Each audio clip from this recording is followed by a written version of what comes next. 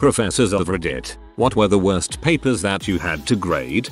First year physics student fitted an entire 8-question assignment onto a single page of A4. So far, not so bad. If the university I recently moved to allowed students to hand in paper assignments. Nope. Everything must be scanned and uploaded to the online system. The university provides scanners and photocopiers in the library just for this reason. Student took a photo of the assignment with his mid-2000s flip phone in what I can only imagine was a concrete, windowless cell lit by a single, flickering light bulb. Uploaded the file as a low-res JPEG about 250x600px across. I also got one random assignment I had to send to IT to have the file converted from Ms. Publisher into something my computer could open. Last version of Publisher came out in 2012. I don't have access to the software. Had to email the student to have them resubmit because the equations they'd added got parsed as random but rectangles. Students now get that this is Camp Scanner and this is how to make a PDF talk. That sort of sounds like intentional obfuscation to buy time. In my AP Literature course, I was grading a paper from a student for whom a C would be an achievement. The first paragraph is fantastic. I'm impressed. The second paragraph, awful. The third is again written eloquently. The fourth is atrocious. I called the student to my desk after class, set his paper between us, and tell him I haven't googled anything yet, but if he'd like to tell me anything about the paper before I did, this was his opportunity. Yeah, I plagiarized a lot of it. Alright then. Hard to choose the worst, but here are a few that really made me scratch my head. I once had a student who said the biggest issue facing obese, male, children is that they have small penises. Not one of the issues, but the biggest issue. I suppose the risk of diabetes, heart disease, and the potential for issues with confidence and bullying pale in comparison to small genitalia in prepubescent males. In the same class, a student wrote that single women were at significant risk of contracting a sexually transmitted infection from masturbation. The student was in her 20s. For a glassblowing class my university has, so my school is very STEM focused, like 70% engineering majors, so there isn't a lot of artistic talent among us, but some people are really bad. So I had one guy who was struggling and no matter what I did he just wasn't getting it. His pieces were generally very small, sloppy, asymmetrical, etc. So for his final he hands in this beautiful vase, cool colors, symmetric, nice size and weight. Well, the professor was looking it over and giving her compliments except one problem. She had made it a few days before and it went missing from the shelf where we put pieces while we wait for people to pick them up. So the guy tries to turn in a piece made by the actual professor. TL. Dr. Guy tries to hand in a glass art piece. Tries to pass it off as his own. Turn out the prof made it and he stole it and tried to give it back as his final. Worst was easily the essay on Columbia the university instead of Columbia the country. All essays opening with, since the dawn of time humans have, or similar such universals. Since the dawn of time humans have been confusing Columbia the university and Columbia the country. Definitely the one where the student copied and pasted several paragraphs from Wikipedia without bothering to change the formatting of the hyperlinks before printing it off. The name of the country is actually Chile in other languages, like in French for example. Maybe that is where it is from. I was teaching a college business writing class, and the end assignment was a formal report, 13 pages, on a topic currently affecting businesses. This student was the class clown, and he kinda panicked when he couldn't think of a topic. So, we discussed it in class, and we finally came up with a topic for him. The student turned in a 4-page report. One of the pages was a dispatch copied directly from the local transit authority discussing traffic conditions on a local highway. It had no bearing on the topic. The report also contained this immortal line: while the rest of the world is rightly concerned with this problem, America has not yet busted a sweat. I made a copy of the paper since I suspected that he would challenge his failing grade for the class. He did. I handed out copies of this paper to the review board, and his challenge failed. Actual professor here. I've taught a bunch of different classes that required essays. My favorites include a paper on Taoism, which was completely blank. It would have been cute had a dozen students not tried that before. I get it, but you still have to write the dang paper. The worst was in a composition class where a student asked for special permission to write her paper on her culture. I agreed, mostly so I would get to read something not on the same boring 5 topics I was forced to assign. The student turns in the rough draft and the paper is literally a copy-paste from a tourism website. So I turn the student in for a plagiarism violation. After trying to reach out to the student multiple times, guess what the student turns in for the final? The exact same paper. That's 2 plagiarism violations in 1 term in case anyone is counting. Needless to say, the student was given a 0 in my course and most likely expelled from the university. It sucks when you see instant improvement in a paper and then a paragraph later your plagiarism sense starts tingling and then by the next paragraph you have to go Google things. These are the pre-Turnitin drafts. Such a downer. And it's worse because so often the plagiarizer fits some awful stereotypes that are unfortunately based on reality. I teach IB in high school. The kids can earn college credit before graduating. The end of year exams are basically papers that need to be written in front of a proctor. As the proctor ended the examination, he said, "Now strike a line through anything you don't want the moderators to read and mark." This freaking kid proceeds to draw a line through every word he wrote. Former IB student. Can relate. Glad I never have to do those dang exams ever again. It wasn't so much one paper, but a series of them. I taught a class that was basically career development for students who were undeclared undecided majors, and included 6 papers and 2 personal presentations, which satisfied a writing requirement that all students needed. These were not true research papers, merely 4 5-page papers on personal exploration which anyone could browse. I knew it and they knew it. All you had to do was follow the rubric and show that you could write coherent sentences. And that brings me to one of the football players that was in my class. Sucker would never follow the rubric, ever. There were around 30 students in the class and I spent a great deal of time going through every single one and providing individual feedback on their writing skills, editing their papers, etc. One assignment could take me around 10-15 hours to get through for all of the students, and all of them improved their writing skills with said feedback over the course of the semester, except this sucker. So on his 4th paper of maybe 3rd grade level writing,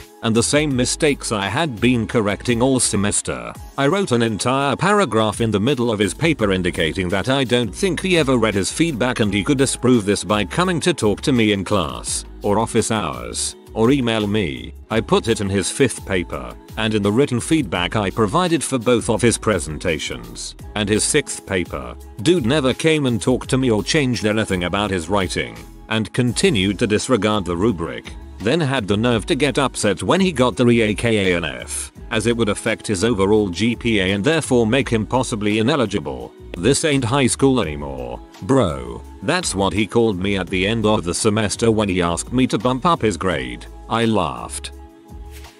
I was a teaching assistant back in grad school and taught 2nd semester introductory biology classes for majors. Anyway, our students had to write lab reports on an in-class experiment we did involving snails. One semester 2 students managed to misspell snail. One spelled it snail and the other spelled it snell. There are plenty of hard words to spell in biology, but snail is not one of them.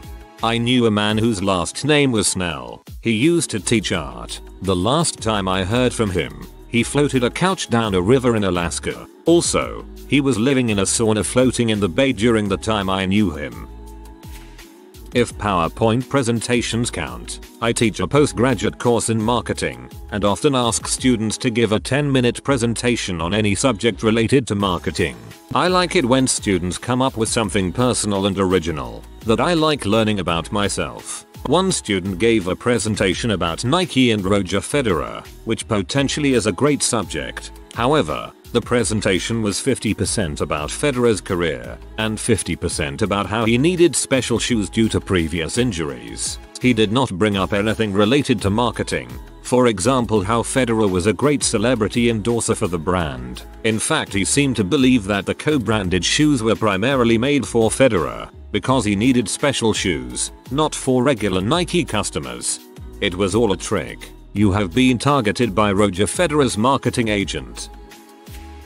Tay chiming in here. I TA'd for those pointless orientation courses people had to take their first semester in undergrad. That class was set up to be an easy A, to give them confidence and introduce them to how things work at the college, grading, policy, and how to just survive undergrad. Students were given simple assignments like a 2-page autobiography and 1-page reflections on the topics we were discussing in class. For their autobiography, I had one student give me something that was barely a half-page of incoherent rabble. Some typos were so bad it looked like they typed by smashing their face into the keyboard. Another student turned in a reflection paper that was supposed to be on a current political issue either nationally or globally. The paper was instead on their favorite sport, which they misspelled. I had another student that decided to not turn in any of the papers he had to do until the day after the semester ended. I looked at only one of those papers. It looked like he threw words on the page an hour before he sent them to me. That paper along with the rest of them immediately went into the trash. The bright note is that I didn't have the student that tried to plagiarize their own autobiography. It's never a good idea to copy-paste the opening paragraph of a professional athlete's Wikipedia page and act like it's your own life story. Another tay here. I was grading a student's paper regarding the tales of the Haka, and while it was a fine enough paper in content, it was incredibly informal. I can't remember the line verbatim, but the one that took the cake was readers can agree that Marinaga was kind of a dong. I was pretty shocked. Regardless, the student did fairly well. It may not have been the worst I've ever graded, but it makes for a good story. I did that once. Got on a tangent and left a certain so Benito Mussolini was a butthole in a history essay. That teacher and I shared many laughs. I will visit him and bring this up. I try to forget all the worst papers, but a few really mind-boggling cases of plagiarism have stuck in my memory. A few years ago I held a masterclass for foreign exchange students, many of them from South Asia. They all had top scores on their TOEFL tests, but they could not complete a sentence in English and they could not utter a word in response to even the simplest of questions. They were clearly not used to be asked questions in any language, as they were perplexed by the whole situation. The course papers that they handed in were obviously not written by them, and they clearly had nothing whatsoever to do with the topic of the course, organizational theory. It was UN white papers, a few journal articles and the odd popular science piece. What surprised me the most was their reaction when I, naturally, failed them. They were shocked and outraged. They explained that this was how they always write papers, and they had in their mind fulfilled the requirements of the class. They had showed up to most lectures, although often late. They had been sitting in silence, not understanding a word of what was being said, and that was apparently what was usually required of them to get a good grade. I do not think they were really bad in a malicious way. They were genuinely surprised that they had not done well.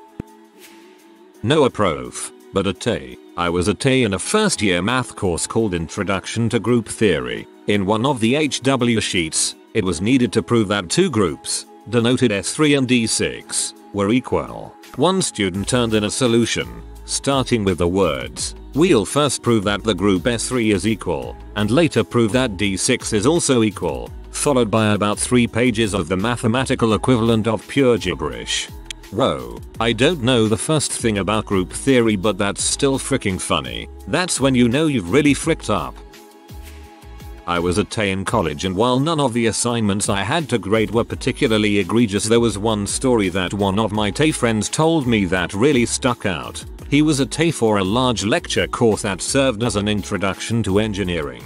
Useful if you knew you wanted to engineer but not what kind, or if you were looking for engineering organizations to join. They were a big intro class, so they used automatic cheating detection software. Everyone's papers would come back as a few % plagiarized, which is normal. Things like attributed quotes or restating the prompt would set off the system and quickly be dismissed by the grader. The real issue would be if your paper is like 95% plagiarized, or in this guy's case a perfect 0% plagiarized. That's basically impossible to do, except with an empty document. But this guy had submitted something. The grader opened the document and found that it was full of typed paragraphs that were on topic. He went to select some text to check it and found that it wouldn't select. The student had copied a large section of work off of a website and pasted into Word. Then they had taken a screenshot and pasted that into another document that they submitted. It was especially bad because this was a paper on ethics. They didn't pass. It's bad, but man, that is creative. Prof here, my favorite paper wasn't necessarily the worst, it was just the most baffling. My students had to write an essay on whether graffiti had to be vandalism to be an art form. Needless to say, this is a somewhat difficult concept for some students, especially those with an ESL background. One such young woman didn't quite understand what I was going for and sat with me during office hours. I tried to explain it to her with a few examples. For instance, do you think, for instance, the crude drawings of penises on a bathroom stall are examples of art? What about scribbles on a wall? If not, then why not? Alternately, do you think a beautiful mural criticizing a Walmart on an actual Walmart would still be artistically impactful if you took it out of its contexts and instead put it in a gallery? Anyway, we discussed her perceptions on art and how she felt about these examples. She left feeling much more focused and I felt good to have helped. 2 weeks later I get a copy of her essay. It was titled Are Penises Art? The essay was a very well researched and in-depth analysis of penis art throughout history.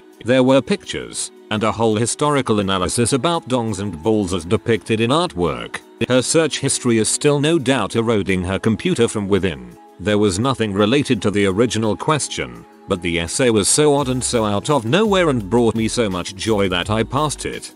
I'm glad you passed it. She didn't fail at art, but rather English. Not sure if it's relevant, but I'm a French teacher. One paper I had, the student clearly hadn't studied, so when the question asked them what they want to be in the future, one student wrote, and I quote, I grave want et be cute hydracere. I died a bit that day. Hon hon hon. One of my former students liked to digress in his essays. I especially remember one, in which, out of nowhere, he wrote, people are just too tolerant. This is why there are men are perverts, lesbians, and other Pokemons. That fact made me so sick yesterday I had to take some pills. Needless to say, English is his second language. By the way, the theme of the assignment was the most influential person in your life. I can't wait to catch a pervert and lesbian in Sun and Moon. Not even remotely a professor, and not entirely related to the question. But it's been a long night standing watch and I have a funny story to share. I moved to the States from Russia when I was 13. Didn't speak any English when I moved. Needless to say, the first year in high school was a bit rough. Well, my school required taking a foreign language every year and, luckily for me, they taught Russian. So, my freshman year I was in the advanced junior class. All I did was basically help the teacher grade papers and such. There are endless examples of funny crap I had to figure out in their essays. The first one was a basic paper requiring to describe your hobbies, and it's actually a bit difficult to explain. This kid basically wrote I love to clock dinner man boxes. At first I was clueless, but then slowly pieced it together. Just a lazy way to use an English to Russian dictionary. A watch that you wear on your wrist and watch as in watch a movie are two different, unrelated words in Russian. And the word for clock and watch is the same. Chazzy, dinner man? Seems like he looked up super but skipped a bit too far to supper. So, Superman. Boxes? Took me a second. But carton is korobka in Russian. A box. So, once again he didn't quite reach cartoons and was satisfied with cartons. Anyways, reading all this back sounds underwhelming now. I'm just gonna go watch some Superman cartoons. Ah, Russian. What a beautiful, complicated language. This happened while I was in grad school studying architecture. I was there to sit on a panel and review some of the undergraduate students' work. The way architecture works is that there are very few exams or papers, and instead they are graded based on one very large project that the students pin up on a wall at the end of the year. They give a presentation and defend their work while the panel gives criticism. So myself and the rest of the panel were reviewing the undergrad projects when we got to this one particular student. There was barely any work put up on his wall, only a few badly done paintings and a few plans that were completely incoherent. My general rule for crits is to be as gentle and nice as possible when it comes to giving negative feedback. However, I could not think of a way to say anything nice. Luckily I didn't have to speak up. A professor on the panel just sighed loudly and said to the student, "Take this off the wall. It doesn't deserve to be up here. Your work is a disgrace and you will never be an architect." He failed the student right then and there, in front of everyone, and made the student take his work off of the wall and out of the gallery. Architecture school is a lot of work. The students drive themselves mad with the amount of time and research they do when preparing a project. The lack of effort put forth by that particular student was embarrassing and was frankly an insult to his peers. He thought that his work was passable, and it was definitely not. TLDR. Student presented terrible, incoherent work at final review for architecture. His professor failed him and made him take his work off the wall in front of his whole class and told him he would never be an architect. I teach a course on law, society and technology to software engineers. Students are assigned an essay where they have to write about how new technology has interacted with law or society, with the idea being to try to take a technology and think about how the specific technical details have had an impact in a balanced way. I let students choose topics and as a result I get some really interesting ones, like talking about how social media led to the Arab Spring but also eventually proved inadequate to support it because of the relative lack of security on those platforms, or how peer-to-peer technology has affected copyright law. On the other hand, I've had to grade several papers written on Gamagat. One stands out because it talked about the problems feminism and SJWs were causing for the development of new technology and science in general. The student suggested that scientific progress can only be made by men because women can't do maths. Source: YouTube. That the entire independent gaming industry was controlled by feminists who had used their wiles, not joking that's the term, to infiltrate the controlling roles in the industry. Source: YouTube. And that feminism has killed more people than communism. Source: YouTube. In fact, all the sources were YouTube. I would be worried if he provided a more reputable source. Not really a paper, but before, when I used to teach Comp C, now a systems engineer, we had a class on programming. One of the students, whose name is Mo, decided to turn in his final project masterpiece. The premise of the project was simple: design and build an application as discussed in our lectures. The guy comes in and brings an installer for Minecraft, insisting that he was the one who built it and designed it. Mojang, aka Mo's company. Shortly after, he was given 0, expelled, and attempted to sue the university. It goes without being said that the lawsuit was thrown out, and Mocraft was never made. Professor here. I was grading an assigned project. Got halfway through grading the assignments and had only given A's and B's. I got to one assignment where the student clearly had no idea what they were doing. They obviously didn't pay attention to the lessons telling them exactly what to do. Gave the student a 30. The rest of the papers were A's and B's. Until the last one. It was the same exact awful work as the other student with a 30. When questioned, the one student's response, verbatim: "Professor, I didn't cheat. I just gave the other student my assignment." Yes, there were Chinese students at an American university. We had the same problem with Chinese students in law school. As a latte, it's a big deal when students cheat, but it's hard to address it when they don't see anything wrong. I had a letter mailed to my office, as in paid postage etc, that was basically threatening me, saying I better stop handing out C's and D's, or word on the street was going to be that I was a bad teacher and no one would take my class and I'd be out of a job. I had a pretty good idea of who it was, obviously immediately ruled out all the students doing well in my classes, but didn't think direct accusations would be really effective anyway. I decided to take it to each of my 3 classes and turn it into a lesson on faulty rhetoric. My expectations were exceeded when I began to read the letter out loud, and without fail each class erupted in laughter and exclaimed things like "what" and "butthole" before I could even weigh in. The kid I suspected the most definitely sat slumped in his chair without much to say that day. Love the educational tactic. I remember when I was around 11 or 12 we had a 20-question science test every Friday at school. We had to mark each other's answers while the teacher read them out. One week, we had the question "what is the chemical formula for water?" The kid whose test I was marking put electricity as their answer. I had a student who went home for the weekend and someone broke in and attacked her while she was sleeping, and when she ran downstairs a man shot and killed both of her parents who were running to help. She wanted to come back to school, so I let her do abbreviated coursework, and instead of a final exam I let her write an essay using one of the theories we covered, sociology course. She wrote about how the police and other people treated her like a criminal following the crime and a lot of the like and dealing with the aftermath of it all in her community and family. The whole situation was very heartbreaking. They did end up catching the individual a few years later. I've kept in touch with her through Facebook and she's doing great now. I'm not a teacher, but I think my story fits. I went to a Christian high school. In anatomy and physiology class I sat next to the big, dumb jock, Mark. The last question was, what is the only 100% effective form of contraception? The answer was obviously abstinence, as it was a Christian school, but Mark was visibly struggling with this question. By this time, most of the students had finished and I was trying to see if he would figure it out. The teacher noticed and tried to help without giving him the answer. After several attempts his final answer was, no balls. The concluding paragraph was YOLO. Not even you only live once. Just YOLO. It was a philosophy paper. I wasn't even mad. I take it wasn't about Nietzsche.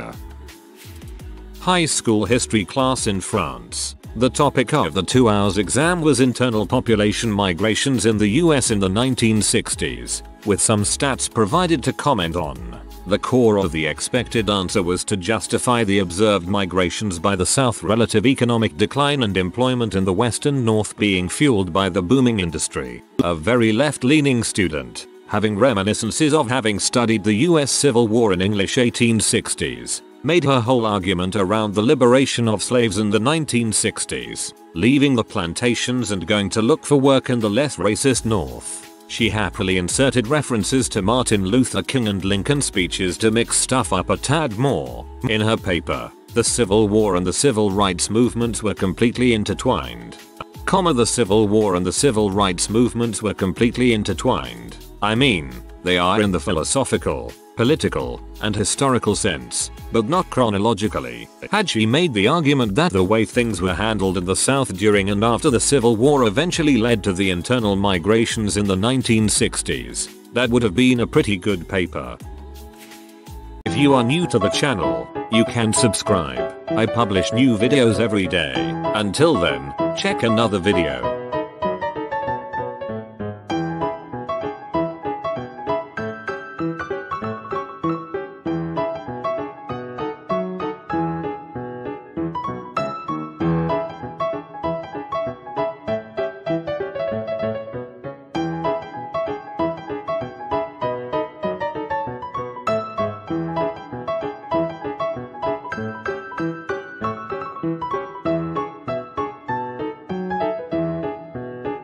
Bye for now.